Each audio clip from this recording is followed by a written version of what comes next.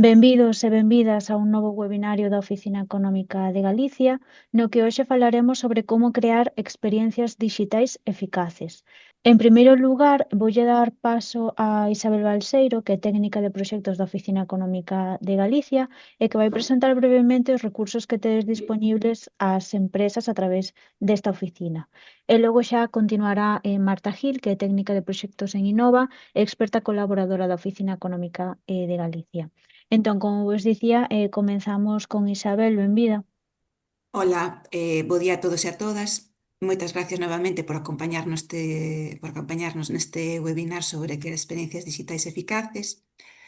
Queríamos vos contar que a Oficina Económica de Galicia ten como obxectivo ser unha referencia, un apoio para calquera empresa e ter un contacto único que facilite o investimento e o crecemento na nosa comunidade. O principal obxectivo que temos é informar, acompañar e asesorar a todas as empresas galegas para aproveitar todos os apoios públicos e mellorar as relacións coa administración. Atendemos a emprendedores, persoas autónomas, empresas xa consolidadas que queiran invertir, mellorar a súa competitividade, internacionalizarse, etc. Somos un equipo de persoas que informamos sobre programas de financiamento, axudas, servizos, non só do IGAPE, senón tamén de diputacións, concellos, outras consellerías, etc. Tamén contamos cun equipo colaborador de persoas en determinados sectores clave como a competitividade, a innovación, a enerxía, a implantación industrial, o emprendemento, etc. E este equipo de persoas leva a cabo un asesoramento de carácter gratuito máis alá de todas as axudas e recursos públicos dispoñibles dende o IGAPE. En resumo, a Oficina Económica de Galicia é unha iniciativa pensada para facer accesible o investimento e o crecemento empresarial na nosa comunidade e adicámonos a contactar a todas as empresas con recursos adecuados e adaptar os nosos servizos tamén ás súas necesidades. Animámosvos a que visitedes a nosa páxina web oficinaeconómica.xunta.gal e que nos fagades chegar as vosas propostas chamándonos ao teléfono 981 51 51 ou enviándonos un correo a oficinaeconomicagaliza@xunta.gal.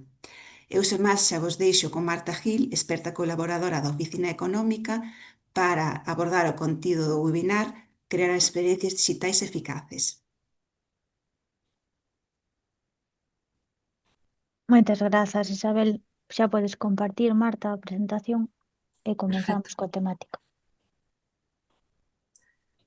Moitas grazas pola presentación.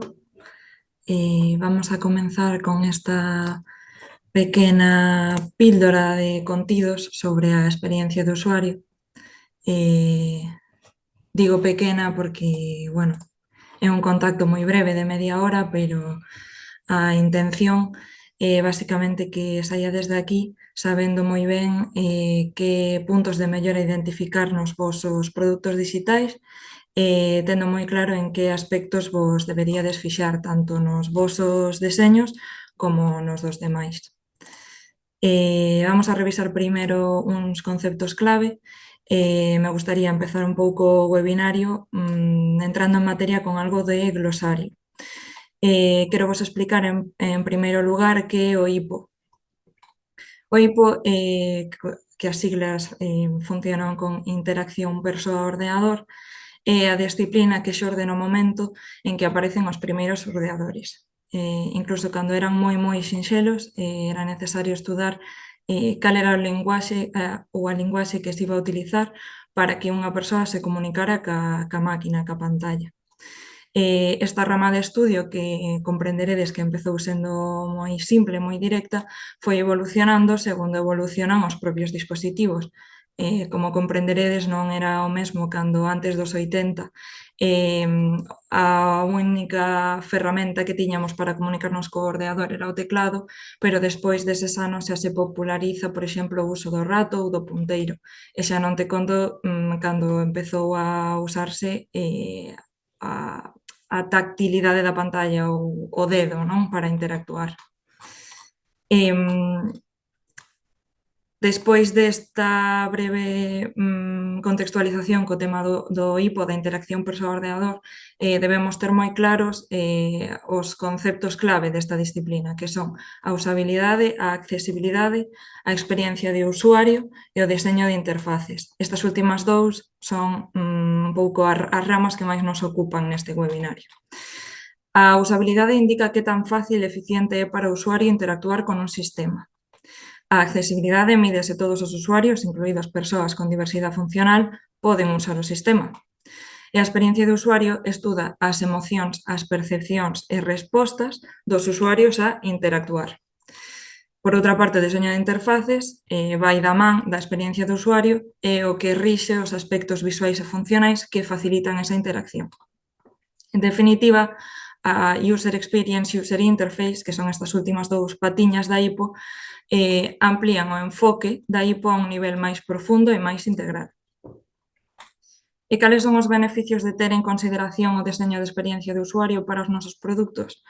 En primeiro lugar, a mellora da productividade, xa que un deseño ben pensado fai que os usuarios completen tarefas máis rápido e con menos erros. Por outra parte, tamén é palpable a mellora das ventas. Cando traballamos mediante un diseño atractivo que é fácil de usar, incrementamos conversións e fidelizamos clientes. Tamén mellora a satisfacción destes clientes, xa que un bo deseño xera experiencias positivas no público, o que se traduce en clientes leais e en recomendacións. Ademais, redúcense os custos de desenvolvemento. Unha das fases máis importantes do deseño de experiencia de usuario é o prototipado, e cando contemplamos posibles erros ou posibles escenarios na fase do prototipado, non volcamos todo ese encarecemento do desarrollo na fase de desenvolvemento. Tamén se reducen os costes de mantemento, un pouco coa mesma lógica. Se temos un sitio web accesible e optimizado desde o principio de todo, desde a fase de prototipado, podemos evitarnos redeseños constantes e modificacións cando a nosa plataforma, a nosa aplicación ou a nosa páxina web xa está lanzada ao público. Agora que xa vos teño un pouco convencidos da importancia da User Experience ou do deseño da experiencia de usuario, quero vos contar cales son os requisitos funcionais para un bo deseño. Explícoos usando este símil dos 4 pilares, non? En primeiro lugar, o produto digital debe ser usable. Isto quere decir que debe ser fácil de usar e permitir que o usuario realice as súas tarefas sen esforzo e sen confusión. Debe ser útil, é dicir, debe resolver un problema real e aportar valor ao usuario. Debe ser desexable. A apariencia deste portal, desta páxina web e desta aplicación debe xerar unha conexión emocional e causar que o usuario queira facer uso deste produto digital. E por último, debe ser accesible. Como falábamos antes, accesibilidade significa que o acceso de calquer tipo de persoa con diversidade visual, motora ou cognitiva do noso produto. Como deseñadores, basicamente, en resumen, debemos evitar calquer tipo de frustración ao usuario. Para que quede máis claro o concepto dos pilares da experiencia de usuario, vamos a ver que pasa cando un destes falla. Que sucede cando unha plataforma é útil, é desexable, é accesible, pero non é usable? Pois un exemplo podería ser se Spotify, cun deseño fermoso, con boa música, que ten en consideración requisitos de accesibilidade, sen embargo, non ten optimizadas as imaxes das portadas dos álbumes ou dos temas, entón carga 10 minutos en cambiar cada vez que seleccionamos algunha pestaña nova. Cal é o resultado? Que abandonamos a aplicación e non facemos uso da mesma.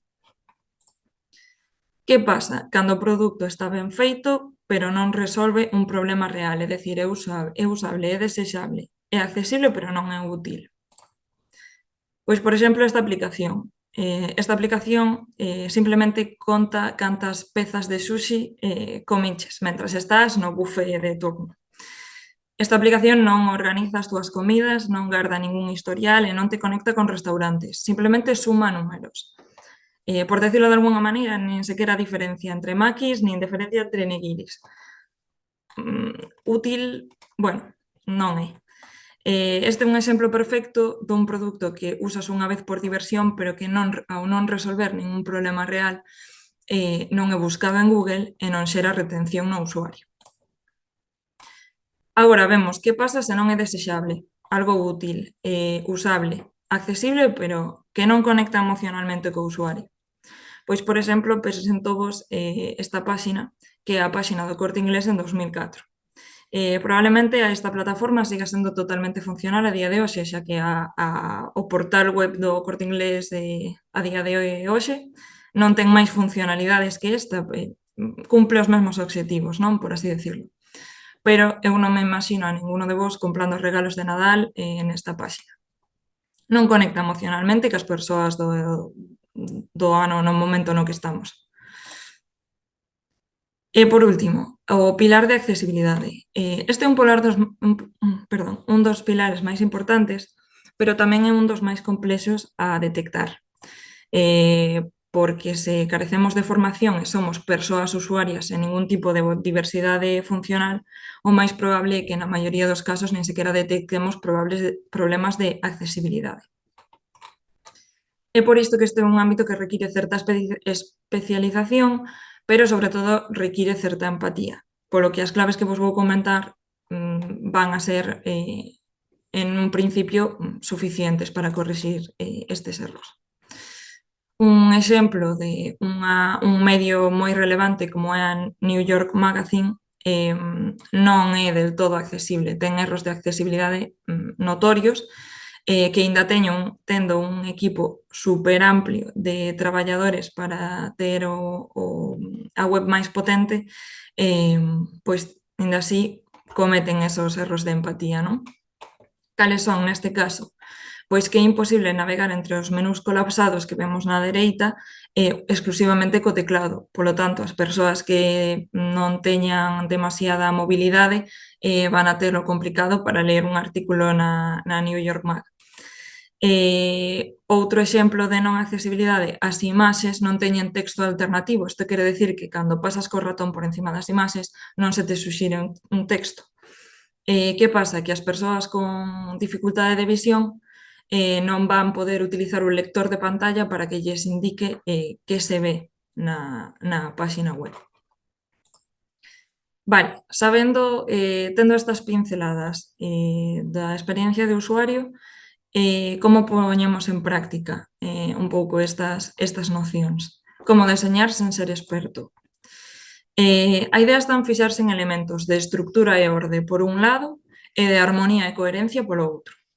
Algúns dos detalles que conforman un bo deseño teñen que ver coa disposición das cousas e outros co aspecto que estas cousas toman na nosa web.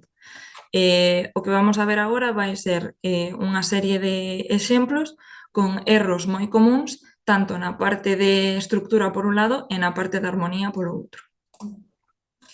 En primer lugar, dentro do bloque de estructura e orde, vamos a ver erros no menú de navegación, no que se dedique á arquitectura da información dunha páxina web. Vemos neste debuxo, neste mock-up dun teléfono móvil, un menú onde vemos o que nos podemos atopar casi en calqueira búsqueda na web. Un menú en hamburguesa que se despliega e lemos solucións integradas, ecosistema, framework, roadmaps, partners, aliados, verticalizacións. De primeiras non parece demasiado extraño, pero estamos complicándolle a vida ao usuario elixindo estas etiquetas para o noso menú. E non só iso, non só que son etiquetas demasiado técnicas, senón que tamén son demasiadas. E ademais non están agrupadas por finalidade. A persoa que deseñou este menú non estaba pensando nun usuario que non coñecera a súa empresa cando fora a entrar por primeira vez nesta web. Cal é o resultado? A persoa usuaria non sabe onde facer clic, porque non entende o que é frameworks nin que vai encontrar cando lle dé clic. Esta persoa pode pasar máis tempo investigando na web que interactuando coa web, é dicir, consumindo o noso produto digital, por así decirlo, e ademais aumenta a taxa de rebote, é dicir, reduce as conversións. Se en algún lugar deste portal web temos un botón de compra, probablemente o noso usuario non o vaya a topar. Cal sería un bo exemplo? Pois, por exemplo, o de IKEA, que co gran catálogo que ten IKEA consigue ordear a súa páxina web simplemente en 6 categorías. E son 6 opcións que son moi claros, moi directos e que están organizados segundo a expectativa do cliente. Produtos, estancias, special prices son etiquetas que recoñece calquera.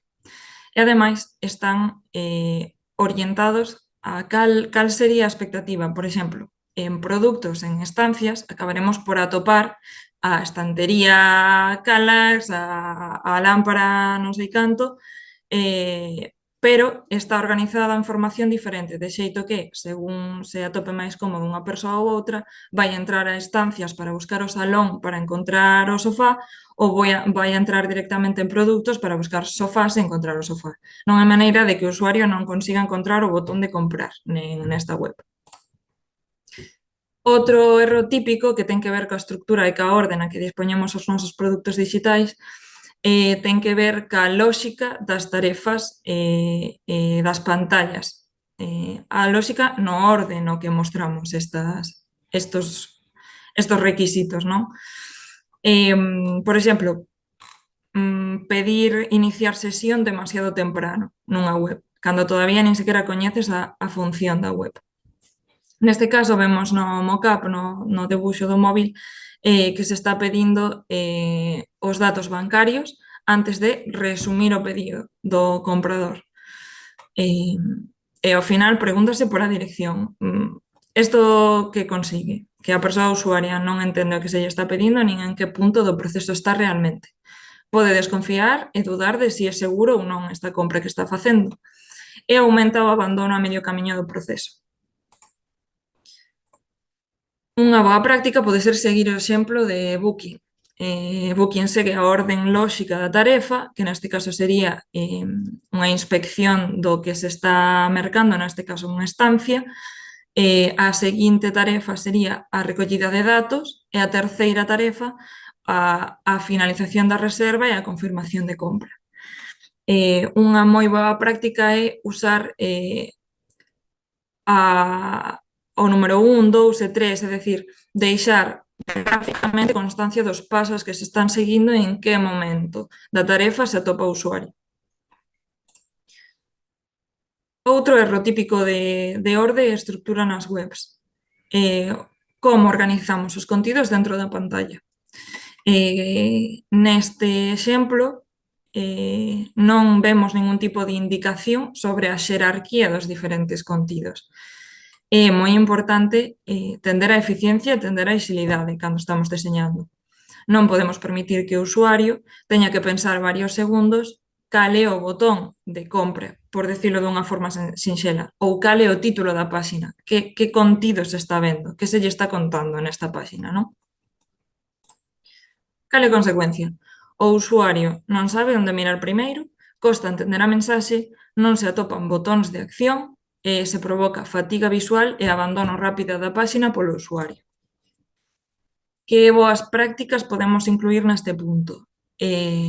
Por exemplo, en Dropbox observamos un acertado uso dos espazos en blanco que axudan a situar a mirada do usuario nos elementos que nos interesan. Tamén vemos claramente onde hai que clicar e que vai pasar cando clicamos. É dicir, neste debuxo vemos exactamente cal é o título da páxina. Encontramos rapidamente a descripción desta páxina por si nos interesa lela, pero en pequeno, e non quitándolle importancia ao que son os botóns importantes que queremos que cliquen, que neste caso sería as novedades de Dash. Agora que xa revisamos o apartado de estructura e orde, pasamos ao apartado de armonía e coherencia. E que pasa con este bloque de armonía e coherencia? Esta é a parte máis acusada do deseño. As persoas que traballamos maquetando e deseñando estamos acostumadas a escoitar que o que facemos é por gusto, por ter ollo, basicamente rasgos que se din que non comparte todo o mundo, pero veredes que levamos 30 diapositivas xa de webinario e aínda non fixo falta tirar de gusto nin de ollo. No tema da armonía tampouco será necesario. Unha das claves máis sinxelas para ter cuidado e protexer esta armonía no deseño é o cuidado da tipografía e da iconografía que escollemos. Que vemos raro neste exemplo de aquí, neste dibuixo? Pois, para empezar, o uso de máis de dúas fontes distintas. Os títulos pequenos e confusos. O texto moi longo e en mayúsculas, con pouco espacio entre liñas que non permite ler facilmente. É unha dos erros que máis comete todo o mundo, as iconas decorativas. En deseño de experiencia de usuario, en deseño de calquer produto digital, as iconas teñen que aclarar os contidos que se ven, non simplemente adornar a pantalla. E cando usamos demasiados, estamos confundindo o usuario na maioría dos casos. Cal é a consecuencia deste uso de demasiadas tipografías e pouco cuidado da apariencia? Sensación de pouca profesionalidade ou sensación de que algo está improvisado. Tamén debido ao exceso de elementos, o usuario normal é que rebote, é dicir, se non comprende algo en 2 segundos, marcha. E, evidentemente, isto de que marche, esta menor comprensión implica menor interacción e, polo tanto, menor conversión. Que podemos facer para coidarnos de que non nos pase isto? Pois podemos seguir, por exemplo, este bo exemplo que sería Zalando. Os iconos son fundamentais neste caso. Non son nin máis nin menos. Perdón, me escoitades ben, es que estou recibindo aquí na pantalla un aviso de... Nada, perdón. Sí, sí que Listo. te escoitamos, Marta. Nada, perfecto, gracias. Os iconos neste caso son fundamentais, nin máis nin menos dos necesarios. Están aí para aclarar os contidos. Ti non tes por que ler a pestaña de zapatos se xa ves o icono que claramente indica que é un tacón. Ademais, hai espacio suficiente entre os distintos elementos e non se supera unha cantidade válida de familias tipográficas, que, como xa dixemos, o máis habitual é que con 2 sexa máis que suficiente. O resto de pestañas da páxina de Zalando transmiten a mesma identidade, que é algo moi difícil de conseguir se os nosos recursos son demasiados, como é no caso das tipografías ou das cores, que veremos máis adiante. Falando de cores, neste caso, outro erro bastante habitual no deseño de produtos digitais ten que ver cunha paleta demasiado amplia, normalmente, ou sen sentido, que non comunica exactamente o que pretende. Como vemos neste dibuixo, aparte de que nos costa ler pola falta de contraste, non se transmite un contido curado, non se transmite unha profesionalidade, nin unha estética, nin unha identidade de marca. Neste exemplo, hai un botón blanco con marco gris e hai outro que é azul e basicamente o usuario terá que reaprender cada un dos contidos desta plataforma. Consecuencia, as persoas con visión reducida non poden ler ben no caso dos erros de contraste e no caso dos erros de trazabilidade, por así dicilo, ou de coherencia, custa identificar botóns ou accións que se repiten ao largo da plataforma. Que podemos facer? Pois sempre cumplir co mínimo contraste entre texto e fondo. Ademais, facer un uso de cor coherente para os botóns principais, sobre todo. Por exemplo, se un botón era azul na primeira páxina e cando pasabas por encima se sombreaba, que estas microinteraccións que vemos máis abaixo, na seguinte páxina o botón debe ser azul e cando o ratón pasa por encima debe sombrearse. É importante que evitemos unha saturación ao usuario de contidos e de recursos gráficos. Un cambio innecesario de paleta provoca fatiga visual. Este punto que decía do botón que se sombrea é un dos recursos máis acusados en diseño de experiencia de usuario. Se ti usas un cambio de cor, un sombreado ou unha animación breve nos botóns, axudas ao usuario a entender que algo responde, que algo está cargando ou que algo foi enviado. Un pouco seguindo o hilo do anterior, a reutilización de patróns. O máis importante para un deseñador é definir unha carteira de recursos, cores, tipografías, efectos, animacións e repetir esos recursos, usar esa carteira sempre igual. O usuario debe recoñecer os patróns de deseño para poder ubicarse rapidamente e aprender rapidamente. A reutilización de patróns ten unha complicación engadida, que é este punto 3 que destaco nesta transparencia. O deseño pensado para escritorio non funciona normalmente en móvil, é dicir, entramos no tema do deseño responsive.